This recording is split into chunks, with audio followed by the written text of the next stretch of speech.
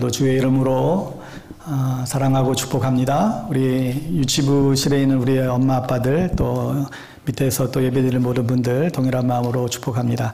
오늘 우리에게 주신 하나님의 말씀 보겠습니다. 에베소서 6장 4절 말씀입니다. 에베소서 6장 4절 말씀 우리 한 절만 보도록 하겠습니다. 에베소서 6장 4절 우리 찾으셨으면 자리에서 일어나셔서 우리 한 목소리로 하나님의 말씀 선포하겠습니다. 또 아비들아 너희 자녀를 노엽게 하지 말고 오직 주의 교훈과 훈계로 양육하라. 다시 한번 우리 선포하겠습니다. 시작. 또 아비들아 너희 자녀를 노엽게 하지 말고 오직 주의 교훈과 훈계로 양육하라. 아멘. 오늘은 믿음의 자녀로 양육하라 라는 제목으로 하나님의 말씀 증거하겠습니다. 오늘 설교 제목 보고 아직 미혼이거나 자녀가 없으신 분들은 나랑 오늘 상관이 없는 또 말씀이네 생각할지 모르겠지만 그렇게 마음을 닫지 마시고 여러분의 조카나 또 손자, 손녀, 또 친지들 그렇게 생각하시고 또 무엇보다도 우리 교회는 한 가족이니까 우리 교회에 맡겨진 우리 아이들 또 우리 내 자녀들이라고 생각하고 말씀 우리 들었으면 좋겠습니다. 고인이 된 이어령 박사의 딸 이민아 목사의 가슴 아픈 이야기를 우리가 여러 가지 루트를 통해서 그동안 많이 들어왔습니다. 어린 시절 이민아는 너무나 바쁜 아빠의 관심과 그 사랑에 굶주리면서 어린 시절을 보냈다고 하지요. 어린 이민아가 서재에 있는 아빠에 가서 아빠 나랑 놀아줘, 아빠 나랑 놀아줘, 아빠 나랑 놀아. 그러면 늘 책상에 온고가 늘 밀려 있었던 이 이어령 박사는 엄마한테 가서 놀아, 엄마가 해줄 거야, 엄마한테 가, 엄마가 다 해줄 거야. 늘 그러면서 아이를 이렇게 밀어 제쳤다고 합니다. 청소년이 된 이민아는 그 마음에 어떻게든 아빠에게 인정받고 사랑받고 싶은 그런 욕심에 하기 싫은 공부도 열심히 해서 명문대학도 가고 또 미국의 유학생활을 이를 악물고 감당했다고 하죠. 그래서 미국에서 검사와 변호사로서의 입지를 그렇게 다지고 그랬지만 가정이 깨지는 아픔을 겪어야 했고 또 사랑의 그 빈자리가 늘 채워지지 않았다라고 그 고백을 하고 있지요. 자신은 자신이 겪은 이 애정 결핍의 상처가 너무나 컸기 때문에 내 자녀에게는 그런 고통을 주지 않으려고 더 애를 썼고 그래서 온 마음을 다해 사랑으로 이 아들을 키웠다고 합니다. 그런데 사춘기에 방황하는 아들이 어느 날 자신을 향해서 아주 싸늘한 눈빛으로 내가 엄마 때문에 불행해. 내가 엄마 때문에 살고 싶지 않아. 내가 엄마 때문에 불행하다고. 엄마는 나를 사랑하지 않는 거야. 그렇게 자신을 쏘아붙이는데 마치 어린 시절의 자신의 모습을 보는 것 같아서 얼마나 마음이 아팠는지 한참을 울었다고 고백하고 있지요. 마침내 주님의 은혜로 하나님을 만난 이 가족은 아들의 상처도 또 이 목사 자신의 상처도 그리고 사랑을 주는 법을 몰랐던 그 아버지 이어령 박사의 상처도 3대 모두가 다 치유받고 서로 용서하고 또 사랑으로 보듬는 그런 회복을 이제 경험하게 됩니다. 이령 박사도 자신이 바쁘다고 아이를 밀어낸 것이 그토록 딸에게 이렇게 상처를 주었을 것이라고는 몰랐었노라고. 자신이 진작 하나님의 은혜를 깨닫고 무엇이 중요한지 알았더라고 한다면 밀린 온고가 있다 할지라도 기꺼이 딸애와 함께 놀아주었을 거라고 그의 책에 회고하는 장면들이 여러 차례 등장합니다. 아무튼 3대가 회복되는 일이 일어났지만 그때까지 모두가 얼마나 오랫동안 오랜 시간을 아프게 지냈는지 모른다고 고백하고 있습니다. 여러분 세상살이가 다 힘들지만 그 중에서 제일 힘든 것이 아마 부모 되기가 아닌가 생각하게 됩니다. 세상 모든 부모는 다 어렵습니다. 좋은 아빠가 되고 좋은 엄마가 되어 양육하는 것이 사실 얼마나 어려운 일인지 모릅니다. 동시에 우리는 이 땅을 살아가면서 많은 사명이 있지만 우리가 그 중에서도 좋은 부모가 되는 이 사명만큼 또한 중요한 사명이 없다라고 생각이 들지요. 저나 여러분이나 모자나 그때가 언제인지 모르겠지만 머잖아. 이 세상을 떠날 터인데 그때 우리는 이 세상에 뭘 남기고 갈 수 있을까? 뭘 기여하고 갈 수 있을까? 많은 돈을 벌어서 몇 대에 거쳐서 후손들에게 나눠줄 만큼의 그런 돈일까? 우리가 사는 집이, 우리가 타는 어떤 자가용이, 우리의 어떤 소유물이 이 세대를 거쳐서 기여할 수 있을까? 우리가 이 세상에 남기고 기여할 수 있는 가장 확실한 길은 우리에게 주신 자녀들을 잘 양육해서 하나님 나라의 일꾼으로 삼는 것이라고 분명히 믿습니다. 이런 막중한 사명을 부모가 가지고 있음에도 불구하고 사실 우리는 알면서도 좋은 부모가 되는 일들이 얼마나 힘든지 모르겠어요. 어떻게 하면 좋은 부모가 될 수 있을까? 오늘 본문은 부모가 저지르기 쉬운 잘못을 우리에게 지적해주고 있는데 또 아비들아 너희 자녀를 노엽게 하지 말아라. 오늘날의 표현으로 바꿔보면 부모들아 자녀에게 상처를 주지 말아라. 역설적이게도 어린 자녀들이 가장 상처를 받는 대상이 부모죠. 가장 어린 시절에 가장 많은 시간을 함께 보내기도 하고 동시에 또 많은 상처도 받습니다. 골로새서에서도 비슷한 교훈의 말씀을 하고 있는데 왜 상처를 주지 말라고 합니까? 골로새서 3장 21절에 보면 아비들아 너희 자녀를 경록해 말지니 낙심할까 합니다. 부모들아 자녀에게 상처를 주면 마음이 깨어질 수 있다. 여러분 우리의 마음은 마치 꽃병과 같아요. 잘못 때리면 금이 가고 더 세게 때리면 깨지고 말죠. 그 깨진 그 그릇에는 물을 담을 수도 꽃을 담을 수도 없는 것과 마찬가지로 이처럼 우리의 깨진 마음에 든 사랑도 행복도 담을 수가 없게 됩니다. 어린 시절의 상처로 깨진 마음으로 살아가느라 성인이 되어서도 온전한 사랑도 행복도 알지 못하고 고통스럽게 살아가는 사람들이 우리 주변에 굉장히 많이 있습니다. 정신분석학에서는 성인들의 정신적 트라우마의 이 대부분은 어린 시절 상처 때문이라고 말하지요. 어린 시절에 겪었던 육체적인, 정신적인, 언어적인 학대, 애정결핍, 방임, 부모의 집착화, 소유욕, 갈등, 이별 이런저런 많은 것들이 성인이 되어서도 그게 우울증으로, 불안증으로, 여러 가지 두려움증으로, 신경증으로, 강박 증세로 문제를 야기한다라고 우리에게 보고합니다. 그러므로 건강하고 행복한 성인의 삶은 이 어린 시절의 상처와 이 깨어진 마음을 치유하고 극복하지 않고서는 누릴 수 없다라고 얘기를 하고 있습니다. 도대체 왜 부모는 사랑하는 자녀에게 상처를 줄까요? 도대체 왜 가장 안전해야 될 가정에서 아이들은 상처를 받으며 자랄까요? 이미 이런 상처로 깨어진 우리의 마음 또 우리의 자녀들의 마음을 우리는 어떻게 또한 치유할 수 있을까? 여러분 먼저 왜 행복해야 될 가정에서 사랑하는 부모들부터 자녀들이 상처를 받는지 그 원인부터 살펴볼 필요가 있는데 바로 오늘 본문에서 그 답까지도 다 알려주고 있습니다. 아비들아 너희 자녀를 노엽게 하지 말고 오직 주의 교훈과 훈계로 양육해라. 이 말씀에서 왜 자녀들을 노엽게 하는지 그 이유를 설명하기를 주의 교훈과 훈계로 양육하지 않았기 때문이다. 그럼 무엇으로 양육해야 됩니까?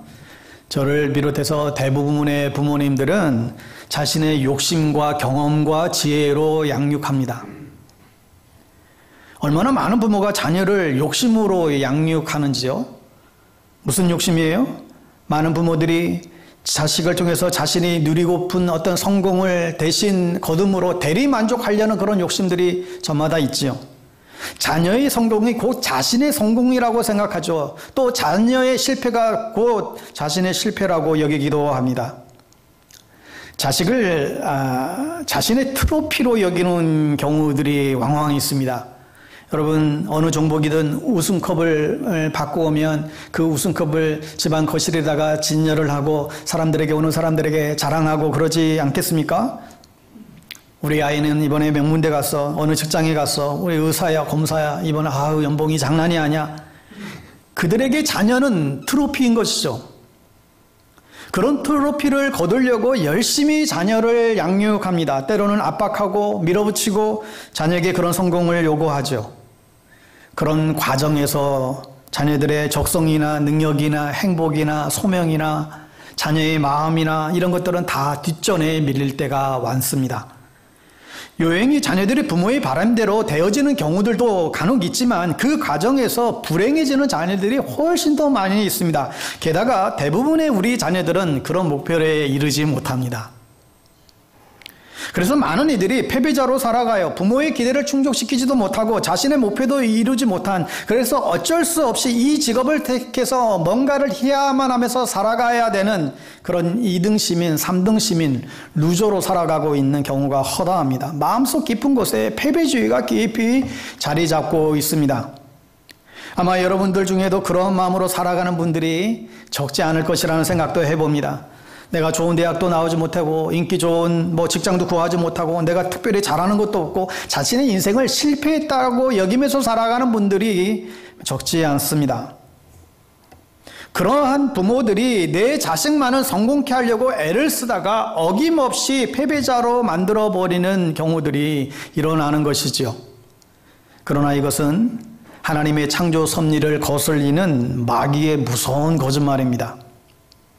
인간을 하나님의 형상으로 창조하신 그 하나님은 우리를 있는 모습 그대로 사랑하시고 우리를 존귀히 여기시는데, 이 창조 섭리를 거슬리고 사람들이 학벌이나 연봉으로 사람을 평가하고 또 어떤 직업의 카테고리를 정해서 거기에 들어가면 성공한 사람이고 거기에 들어가지 못하면 실패한 자로 그렇게 만들어버리는, 설령 그 상위 그룹에 들어갔다 할지라도 그것이 마치 자신이 잘나서 된 것 마냥 그 사람을, 그 인생을 교만하게 만들어버리는, 그래서 모두의 인생을 실패자로 만들어버리는 그런 마귀의 거짓말에 속아나는 것이죠.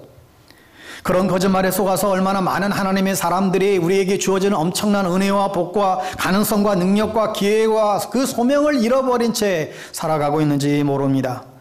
사랑하는 여러분, 여러분의 마음 가운데 혹이라도 그런 것들이 여러분의 마음을 묶고 있는 부분들이 있다라고 한다면 예수 그리스도의 보혈의 능력으로 자유케 되기를 여러분 선포하시기를 바랍니다. 여러분의 자녀들에게도 자유를 선포하시기를 축복합니다. 그런 마귀의 거짓말을 벗어버려야 되고 그런 속박을 끊어내야 되는 것이죠. 우리 자녀뿐만 아니라 우리 자신들도, 우리 어른들도 우리의 직장과 연봉과 학벌 등의 스펙으로 결코 그 인생의 가치를 평가할 수도 없고 해서는 안 됩니다. 한 영혼이 천하보다 귀하다고 하신 주님의 이 놀라운 계획과 복과 그 가치를 세상 사람들이 만들어 놓은 이 마귀의 거짓말의 그 카테고리로 평가할 수 없다라는 거죠. 우리가 욕심으로 자녀를 양육하기에 많은 자녀들의 상처를 받고 고통을 겪고 평생을 패배자로 살아가며 하나님의 주시는 그 은혜와 복을 누리지 못하고 불행하게 살아갑니다. 그래서 많은 경우 부모와 자녀와의 관계가 깨어져 버렸고 하나님이 주신 그 은혜와 복을 잃어버린 채 자녀와 자식들이 만나도 서먹서먹하고 자녀를 만나도 반갑지 않은 그런 경우들이, 그런 아픔들이 우리 주변에 많이 있습니다. 여러분, 동기가 욕심이라면 방법은 우리의 경험이지요. 여러분은 자녀를 양육할 때 어떤 방식을 그동안에 사용했습니까? 여러분이 사용하시는 양육 방식이 도대체 어디서부터 왔는지를 한번 생각해 보신 적이 있나요? 나는 내가 자녀들을 어떤 방식으로 지금 자녀들을 양육해 왔는가? 사실 우리가 부모가 되기 전에 부모 되기를 여러분 배운 적이 있으신가요? 연습해 본 적이 있습니까? 우리는 어느 누구도 어떻게 보면 부모 되기를 연습하고 공부하고 또 배우고 부모가 되는 경우들은 많지 않은 것 같아요. 그저 우리는 자라면서 본 부모님의 양육 방식이 전부일 때가 많습니다. 그러다 보니 윗대에서부터 계속해서 배워서 내려온 이 그릇된 양육 방식을 반복하면서 우리의 자녀들에게도 고통스럽게 만들 때가 있습니다. 어떤 잘못을 우리가 반복하게 답습하게 되는가요? 자녀를 두렵게 만듭니다. 자녀를 위협합니다. 무서운 눈빛과 말투와 비난과 정죄와 도덕적인 잣대와 우리도 지키지 못하는 성실의 잣대를 자녀에게 들이댑니다. 왜 더 마음에 들지 못하게 하냐고. 자녀를 비난하죠. 자녀를 비교하죠. 옆집 아들은 안 그런데, 네 사촌은 안 그런데, 네 형은, 네 누나는 안 그런데 네는 왜 그 모양이냐고 다그치곤 합니다. 그리고 그것이 자녀를 위한 길이라고 생각해요. 부모들이 자녀를 비방하고 비교하고 몰아붙이는 것이, 상처 주는 것이 자녀를 돕는 길이라고 생각합니다. 만약 여러분의 친구 중에 커피를 마시면서 그 친구가 여러분의 허물, 여러분의 과거의 어떤 실수, 어떤 잘못들을 1시간 내내 계속해서 그것을 지적하고 고발한다고 해보십시오. 그 다음번에 그 친구 만나고 싶지 않을 겁니다. 어른이 된 성인도 그러할진데 아직 미성숙한 우리 자녀들의 허물과 잘못을 날마다 지적하고 똑바로 하라고 한다면 어떤 아이가 그 부모를 따뜻하게 사랑할 수 있을까? 할 수만 있으면 엄마 아빠의 대화를 피하려고 하지 않을까? 여러분, 애들이나 어른이나 자신의 허물을 계속해서 지적하고 고발한다고 해서 그게 고쳐지지 않잖아요. 지적질로 고쳐지는 것이 아니라 참으로 인내하고 계속적인 사랑의 사인을 계속해서 보내야 되는 것이죠. 그런데 사실 돌이켜보면 더 솔직하게 저 자신도 그렇고 돌이켜보면 그런 양육을 잘 못 받았고 자란 것 같아요. 우리는 자녀를 축복하는 법, 자녀를 격려하는 법, 자녀를 위로하는 법, 자녀를 보듬는 법, 저 자신도 그걸 배우지 못하고 자랐던 것 같습니다. 많은 부모와의 깨어진 관계로 고통받고 엄마를 용서 못하고 아빠를 용서 못하고 고통받다가 하나님의 은혜로 돌이켰던 사람들의 그런 간증과 책들을 보면 한결같이 고백하는 내용이 있습니다. 알고 보니까 아빠도 피해자였네요. 엄마도 피해자였어요. 아빠도 단 한마디 잘하면서 할아버지에게 사랑한다는 말 들어본 적이 없는 거예요. 따뜻한 위로를 들어본 적이 없고 가혹한 꾸지람과 매질이 양육의 전부인 양 알고 아빠도 그렇게 양육받으며 자랐고 아빠도 사랑하는 법을 모르고 자랐네요. 어느 분이 이런 고백을 해요. 자신이 용서할 수 없었던 그 아빠를 용서하고 아빠를 위해서 기도하고 이제 아빠를 전도까지 했어요. 이제 아빠가 이제 교회를 열심히 다니면서 그러다가 자기의 자녀가 아들이 어떠한 상처를 받았는지 깨닫고 어느 날 참 자녀에게 와서 울면서 그렇게 용서를 구하더래요. 아들아 미안하다. 내가 어떻게 사랑해야 되는지를 몰랐다는 거예요. 우리가 우리 자신의 경험을 가지고 우리의 판단을 가지고 우리의 얄팍한 지혜를 가지고 자녀를 양육하려고 할 때에 이런 사단이 사실 벌어지는 거죠. 마음은 자녀를 위하는 것인데 결과는 자녀에게 상처를 주는 결과를 낳고 맙니다. 결과는 어린 꽃병 같은 아이의 마음을 깨트리는 거예요. 그 깨어진 마음을 갖고 괴로워하며 고통스러워하며 자라는 자녀들이 너무 많은 것이죠. 우리 사람들의 마음은 고슴도치와 같습니다. 고슴도치를 안으면 어떻게 됩니까? 의도하지 않아도 그 가시에 찔리잖아요. 이 가시를 아는 채 부모가 안으면 부모는 품어주고 싶어서 아는 것인데 자녀는 그 가시에 찔려서 피가 나는 거예요. 우리 안에 분노와 상처와 어떤 온갖 가시가 우리 안에 박혀 있어요. 우리 엄마 아빠의 마음에도 다 박혀 있잖아요. 여러 상처, 가시, 어떤 분노. 이 가시를 제거하지 않은 채 그냥 박아둔 채 자녀를 안을 수가 없는 거예요. 자녀를 안을수록 마음은 자녀를 위하는 것인데 결과적으로 말과 행동은 자녀에게 더 큰 아픔과 상처를 주는 불행한 일이 벌어지는 것입니다. 여러분, 그래서 오늘 본문은 우리 자신의 욕심과 경험과 지혜와 꾀를 다 내려놓고 오직 주의 교훈과 훈계로 자녀들을 양육하라 말씀합니다. 주의 교훈과 훈계로 양육하라. 이게 무슨 의미일까요? 예수님의 모든 말씀 가르침이겠죠. 이 예수님의 그 가르침을 두 가지로 요약해 볼 수 있는데 여러분 요한복음 1장 14절 말씀에 보면 이런 말씀이 있습니다. 말씀이 육신이 되어 우리 가운데 거하심에 우리가 그의 영광을 보니 아버지의 독생자의 영광이요 은혜와 진리가 충만하더라. 은혜와 진리, 이 은혜와 진리로 양육해야만 자녀를 상처 주지 않고 양육할 수 있습니다. 은혜로 양육한다라고 하는 것은 우리의 가정이 예수님의 보혈의 은혜로 덮어야 한다는 뜻입니다. 우리 가정이 예수님의 보혈의 은혜로 덮어져야 된다. 이스라엘 백성이 출애굽할 때 10번째 마지막 재앙 장자 죽음의 심판, 죽음의 천사가 임했을 때 그 문설주에 피를 바르게 되면 죽음의 사자가 넘어가서 구원을 얻었죠. 이와 마찬가지로 어린 양을 잡아 그 세상 죄를 지고 가신 하나님의 어린 양, 그 어린 양의 그 보혈의 피를 여러분의 가정에 발라야 되는 것이죠. 여러분의 가정의 현관에 발라야 되는 것이고 아빠 엄마의 영혼의 그 보혈을 발라야 되는 것이고 우리의 자녀들의 그 심령 가운데 그 보혈의 피를 발라야만 하는 것입니다. 그래서 보혈의 은혜가 우리의 마음의 모든 가시를 다 뽑고 상처를 치유하고 깨진 마음을 고치고 싸매지고 회복된 이후에야 비로소 우리 자녀들을 향한 포옹이 가시가 아니라 축복이 될 수 있습니다. 자녀들을 진정으로 따뜻하게 안아줄 수 있는 것이죠.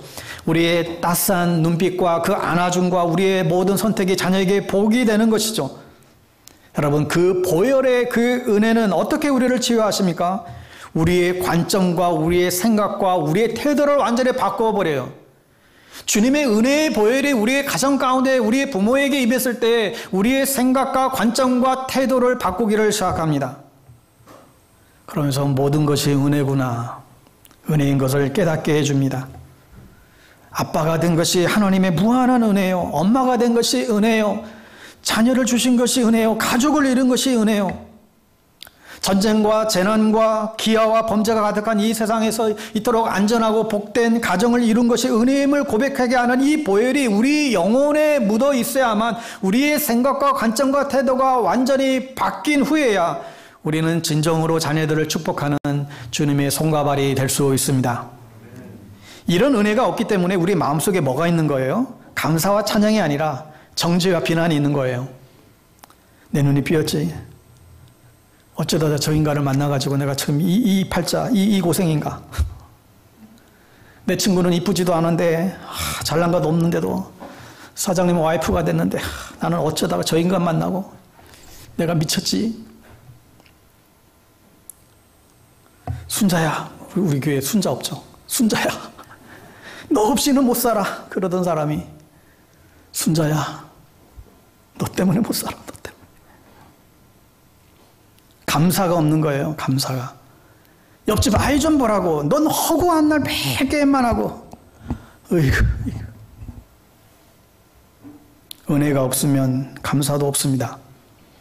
은혜의 보혈로 우리의 영혼을 덧칠하고 은혜의 보혈로 우리의 자녀들을 덧칠해서 우리의 모든 삶이, 모든 것이 은혜인 것을 깨달아야 됩니다. 은혜의 보혈이 우리 안에 있는 가시를 다 뽑아내 주어야 비로소 찌르지 않고 자녀를 품을 수 있습니다.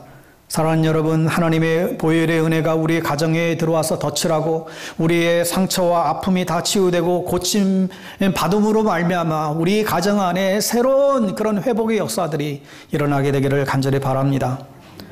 두 번째로 진리로 양육한다라고 하는 것은 옳고 그름을 하나님의 기준으로 자녀를 양육한다. 옳고 그름에 대한 하나님의 기준으로 자녀들을 양육한다. 이게 진리로 양육한다라는 의미죠. 많은 사람들이, 많은 부모들이 양육에 대한 분명한 목표와 그런 그 기준이 없어요. 여러분 생각해 보세요. 여러분은 어떠한 목표로 자녀들을 양육해 오셨습니까? 나는 자녀를 무슨 목표를 가지고 양육해 왔을까? 많은 분들이 목표와 그냥 기준 없이 그렇게 키워왔을 것입니다. 아무 기준 없이 키워왔다는 말은 달리 얘기하면 그냥 본능적으로 키웠다는 거예요. 본능이 뭔가요? 잘 먹고 잘 사는 거예요.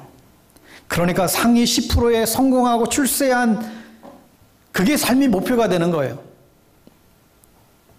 그러나 그런 방식의 양육은 실패할 수밖에 없습니다. 여러분, 일단 우리 자녀들이 그러한 그 목표에 사실 이룰 수 있는 확률이 높지가 않습니다. 여러분, 어차피 이 세상에 이 소수의 사람만이 들어갈 수 있는 좁은 문이에요.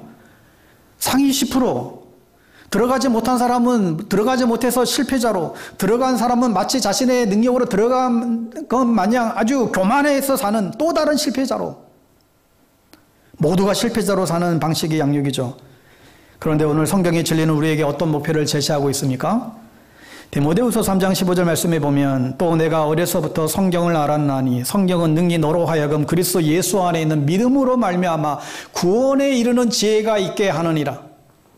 모든 믿음의 가정의 양육의 목표는 구원에 이르는 하나님의 자녀 백성 삼는 것, 이게 모든 양육의 목표가 되어야 됩니다.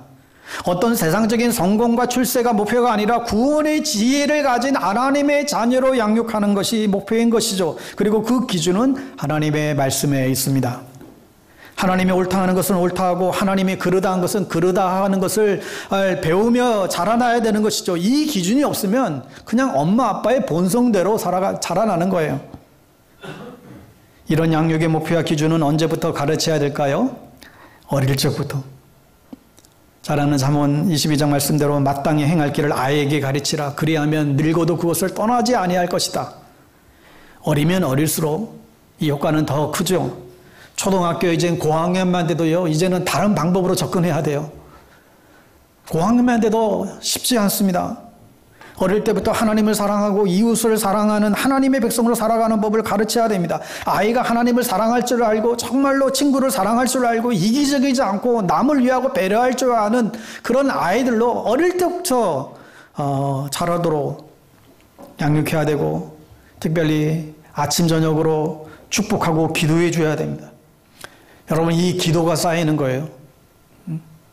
엄마만 기도하는 게 아니라 아빠도 퇴근하고 와서 아이가 잘 때라도 여러분 꼭 기도해 주셔야 돼요. 자는 동안에도 주의 은혜가 이 아이를 덮도록 하나님 보호해 달라고 기도해 주는 것, 이게 이 아빠의 사명이에요. 반대로 생각해 보세요. 여러분이 자녀가 태어날 때부터 성인 될 때까지 아침 저녁으로 저주를 받고 자란다고 생각해 보세요.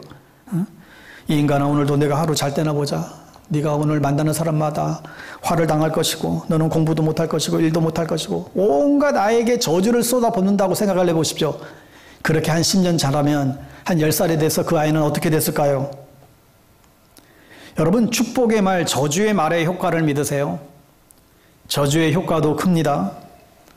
오늘 여러분 예배 끝나고 나가다가 누군가 툭 부딪혔는데 그냥 인상을 팍 쓰면서 재수없기시리, 만약 이 한마디를 들었다고 생각해 보십시오. 그날 종일, 아니 일주일 내내 그 마음을 가라앉지 못하고 얼마나 화가 나겠어요? 여러분, 눈빛 하나만으로도 사람을 망칠 수 있어요. 저주는 무서운 효과가 있습니다. 그렇다면 축복은 무슨 효과가 있을까요? 구약에 보면 저주는 3, 4대요. 축복은 1000대까지 간다 그랬습니다. 저주의 능력이 큽니까? 축복의 능력이 큽니까? 비교할 수 없을 정도로 축복의 능력이 몇백 배 더 컸다는 거예요. 그렇다면 저주의 효과가, 무서운 효과가 있다고 한다면, 우리의 자녀들을 위해서 아침마다 저녁마다 축복의 기도를 한다고 한다면, 자녀들의 인생을 위해서 저녁에는 이 아이의 평안을 위해서 축복의 말, 사랑의 말, 믿음의 기도를 할 때 이 아이의 인생이 어떻게 바뀔까요? 그런 축복을 어릴 적부터 부모가 부어줄 수 있기를 바랍니다. 그래서 어릴 때부터 이 자녀들을 은혜와 진리로 양육하게 될 때에 자녀들은 생명의 길로 정말 복된 삶으로 살아갈 수 있을 것이라 분명히 믿습니다. 엄마 울지마라고 하는 그 간증집을 쓰신 황경애 사모님 이야기, 여러분 방송을 통해서도 들어본 분들이 계실지 모르겠습니다. 혹독한 고난 속에서 새 아이의 싱글맘으로 그 아이를 키우며 양육한 고백을 하죠. 사실 보니까 이 남편이 목사님이셨는데 사기를 당해서 집안을 다 들어먹었대요.